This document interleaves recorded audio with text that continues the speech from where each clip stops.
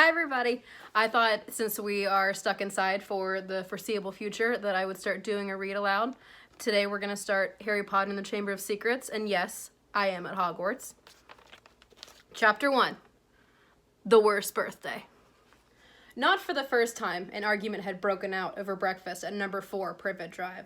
Mr. Vernon Dursley had been awoken in the early hours of the morning by a loud hooting noise from his nephew Harry's room. "Third time this week," he roared across the table. "If you can't control that owl, it'll have to go."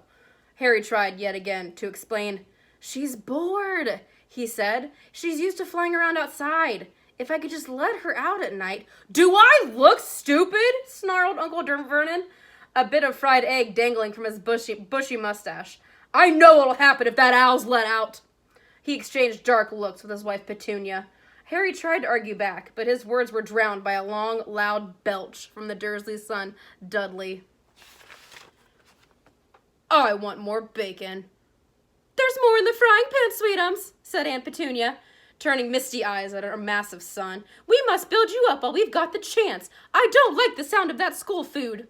"Nonsense, Petunia. I never went hungry when I was at Smeltings," said Uncle Vernon heartily. "Dudley gets enough, don't you, son?"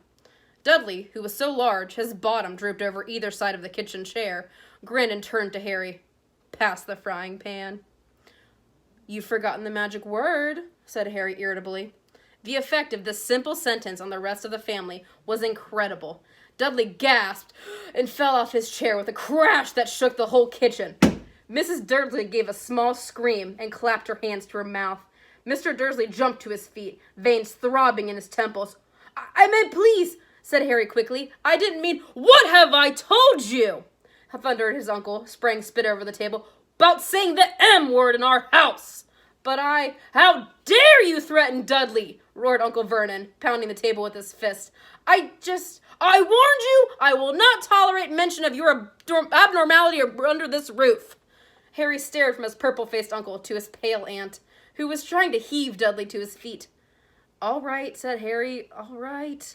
Uncle Vernon sat back, breathing like a winded rhinoceros and watching Harry closely out of the corners of his small, sharp eyes.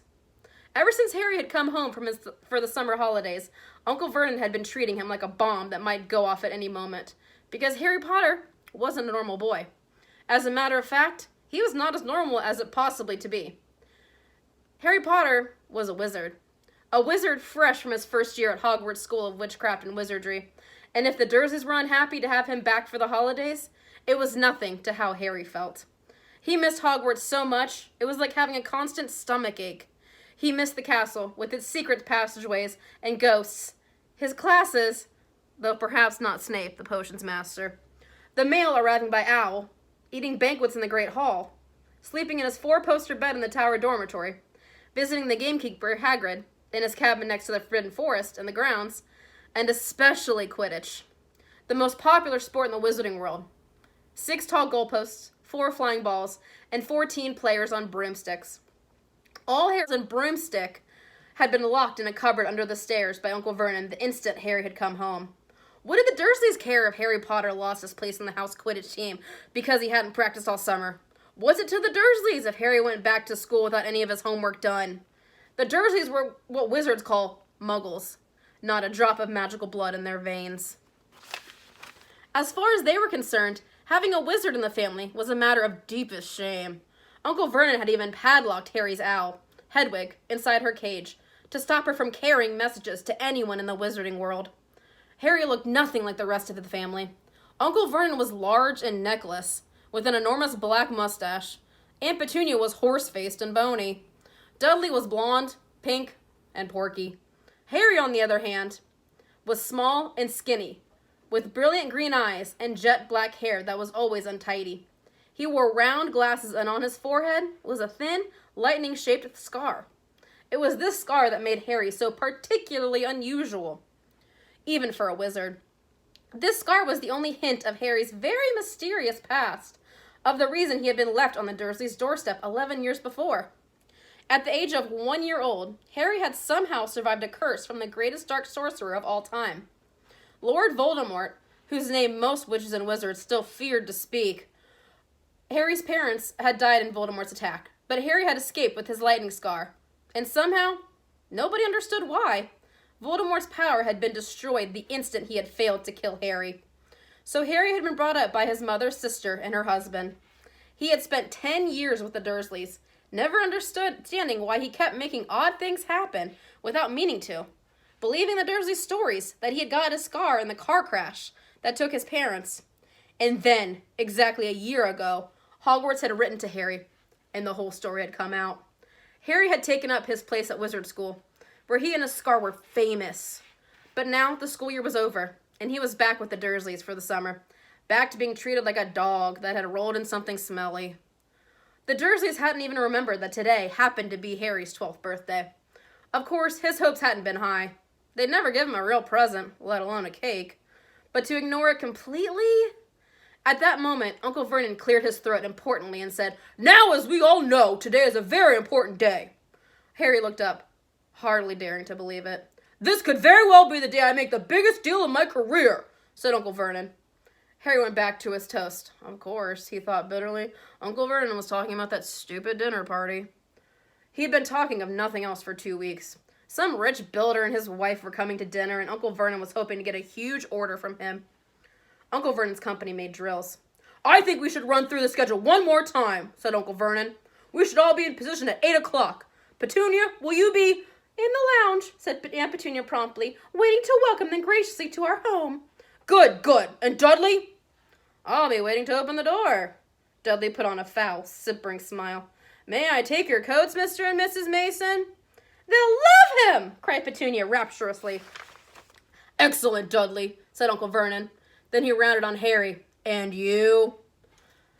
"I'll be in my bedroom, making no noise, and pretending I'm not there," said Harry tonelessly. "Exactly," said Uncle Vernon nastily. "I will lead them into the lounge, introduce you, Petunia, and pour them drinks. At 8:15, I'll announce dinner," said Aunt Petunia. "And Dudley, you'll say—" "May I take you through to the dining room, Mrs. Mason?" said Dudley, offering his fat arm to an invisible woman. "My perfect little gentleman," sniffed Aunt Petunia. "And you?" Uncle Vernon viciously to Harry. "I'll be in my room, making no noise, and pretending I'm not there," said Harry dully. "Precisely. Now we should aim to get in a few good compliments at dinner. Petunia, any ideas?" "Vernon tells me you're a wonderful golfer, Mrs. Mason. Do tell me where you bought your dress, Mrs. Mason." "Perfect. Dudley?" "How about we had to write an essay about our hero at school, Mr. Mason, and I wrote about you." This was too much for both Aunt Petunia and Harry. Aunt Petunia burst into tears and hugged her son, while Harry ducked under the table so they wouldn't see him laughing. "And you, boy?" Harry fought to keep his face straight as he emerged. "I'll be in my room, making no noise and pretending I'm not there," he said. "Too right you will," said Uncle Vernon forcefully. "The Masons don't know anything about you, and it's going to stay that way. When dinner's over, you take Mrs. Mason back to the lounge for coffee, Petunia, and I'll bring the subjects around to drills. With any luck, I'll have the deal signed and sealed before the news at 10. We'll be shopping for a vacation home in Mallorca this time tomorrow." That's in Spain. Harry couldn't feel too excited about this. He didn't think the Dursleys would have him any better in Mallorca than they did on Perfect Drive. "Right. I'm off into town to pick up the dinner jackets for Dudley and me. And you," he snarled at Harry, "you stay out of your aunt's way while she's cleaning." Harry left through the back door. It was a brilliant sunny day. He crossed the lawn, slumped down on the garden bench, and sang under his breath, "Happy birthday to me, happy birthday to me." No cards, no presents, and he would be spending the evening pretending not to exist. He gazed miserably into the hedge. He had never felt so lonely. More than anything else at Hogwarts, even than playing Quidditch, Harry missed his best friends, Ron Weasley and Hermione Granger. They, however, didn't seem to be missing him at all. Neither of them had written to him all summer, even though Ron had said he was going to ask Harry to come and stay. Countless times, Harry had been on the point of unlocking Hedwig's cage by magic and sending her to Ron and Hermione with a letter, but it wasn't worth the risk. Underage wizards weren't allowed to use magic outside of school. Harry hadn't told the Dursleys this. He knew it was only their terror that he might turn them all into dung beetles that stopped them from locking him in the cupboard under the stairs with his wand and broomstick. For the first couple of weeks back, Harry had enjoyed muttering nonsense words under his breath and watching Dudley tearing out of the room as fast as his fat legs would carry him.